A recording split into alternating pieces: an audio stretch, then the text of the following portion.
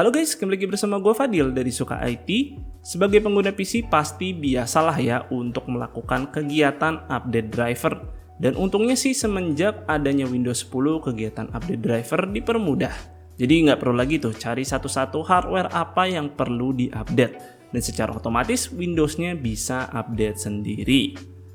Nah khusus untuk GPU mungkin masih lebih nikmat sih untuk diupdate secara manual. Dan ketika kita memasuki halaman download driver, pasti kita suka melihat tuh tulisan WHQL. Dan apa sih maksud dari WHQL ini? Sebelum kita lebih jauh, mari kita pahami terlebih dahulu apa sebetulnya fungsi driver dari sebuah GPU. Kita tahu GPU itu sendiri saja dibuat oleh perusahaan yang berbeda-beda, dengan mikroarsitekturnya masing-masing yang membuatnya memiliki cara kerja yang unik pada tiap-tiap masing produk GPU. Maka kalau begitu, pihak developer software harus membuat software yang berbeda-beda menyesuaikan karakteristik GPU tersebut. Tentunya ini akan sangat memusingkan para developer, apalagi GPU generasi sebelumnya juga harus dapat bekerja pada software yang mereka buat. Yang tentunya ini memiliki karakteristik yang juga berbeda walaupun diciptakan oleh perusahaan yang sama karena perbedaan mikroarsitektur GPU tersebut. Untuk itu diperlukanlah driver. Istilah umumnya driver ini adalah komponen software yang memungkinkan operating system mampu berkomunikasi dengan baik terhadap hardware.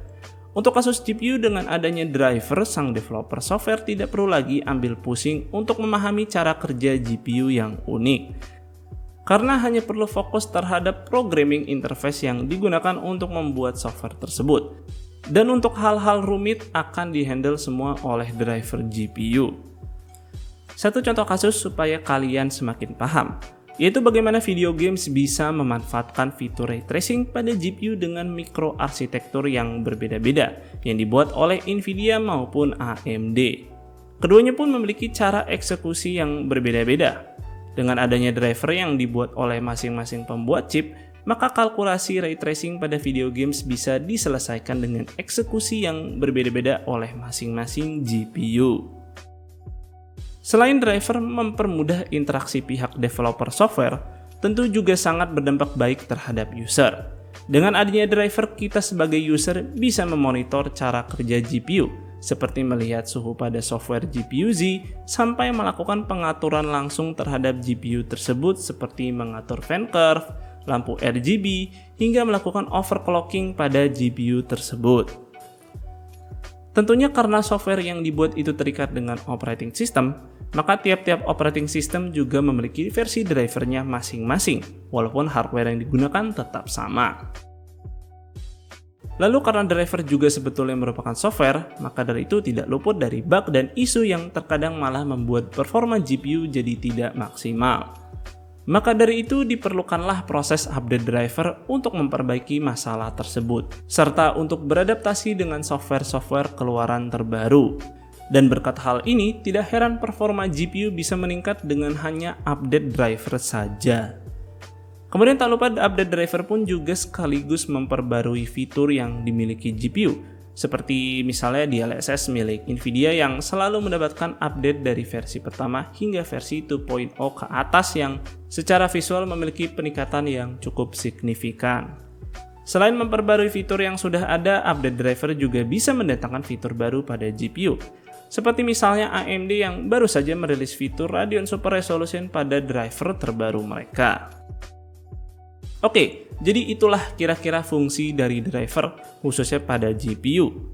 Kemudian ketika ingin melakukan update driver GPU, kita pasti suka menemukan tulisan WHQL. Nah, WHQL ini memiliki kepanjangan dari Windows Hardware Quality Labs, yang sebenarnya merupakan sertifikasi milik Microsoft untuk driver yang sudah lulus metode tes compatibility milik mereka.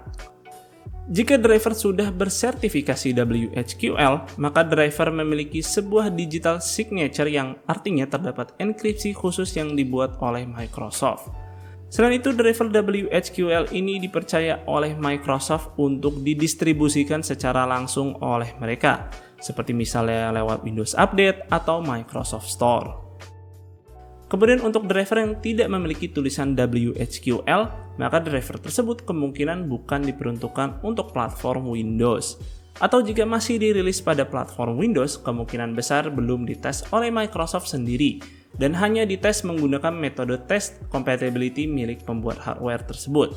Dan dalam beberapa kasus, kita akan diberi peringatan keamanan jika menginstal driver non-WHQL, karena Microsoft tidak bisa memverifikasi sebab tidak adanya digital signature milik mereka. Maka dari itu versi driver ini hanya bisa kita dapatkan melalui official web milik mereka masing-masing.